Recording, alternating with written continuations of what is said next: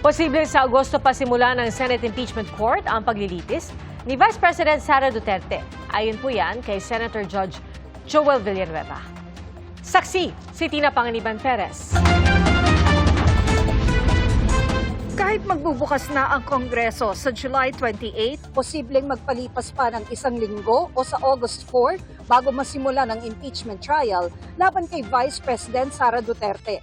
Ayon yan kay Senator Judge Joel Villanueva. Once we were able to organize ourselves, naayos na yung leadership, probably yung mga committees, maka-elect na rin ng mga chairperson. At least give it 2 days, session days, maka-take ng oath yung mga bagong senator judges.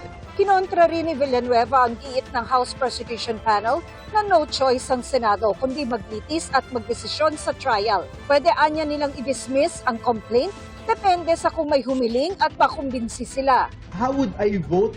It depends on what I have heard already.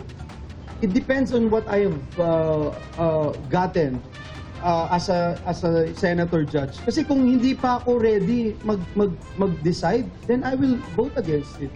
Kahapon ay inihain na ng Senado ang tugon nito sa utos ng Korte Suprema na bigyan ito ng dagdag na impormasyon at dokumento para makapagdesisyon kung pagbibigyan ng hiling na ipatigil ang impeachment. Ayon sa tagapagsalita ng impeachment court, ang posisyon na ipinaabot ng Senado ay hindi ito magbibigay ng mga hinihinging impormasyon dahil Kamara ang nakakaalam ng mga ito. Sabi ng tagapagsalita ng House Prosecution Panel, magsusumite ito ng sagot bago matapos ang 10 araw na deadline. Sabi naman ni Akbayan Party List Representative Chel Jokno na inaasahang magiging bahagi ng House Prosecution Panel. Kailangan mabalanse natin yung kapangyarihan ng Supreme Court. Nakalagay kasi sa konstitusyon natin, pagka mag-convene ang ating Senate bilang impeachment court, sila lang ang may kapangyarihan sa Idiniin din ng mga kongresista ang SWS survey kung saan 66% ng respondents ay nagsabing dapat sagutin ni Vice President Duterte ang mga alegasyon sa kanya. Yung 66% na figure, malaki yun, no?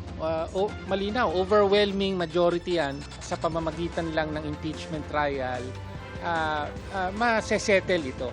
Para sa GMA Integrated News, ako si Tina Panganiban Perez, ang inyong saksi. Mga kapuso, maging una sa saksi. Mag-subscribe sa GMA Integrated News sa YouTube para sa iba't ibang balita.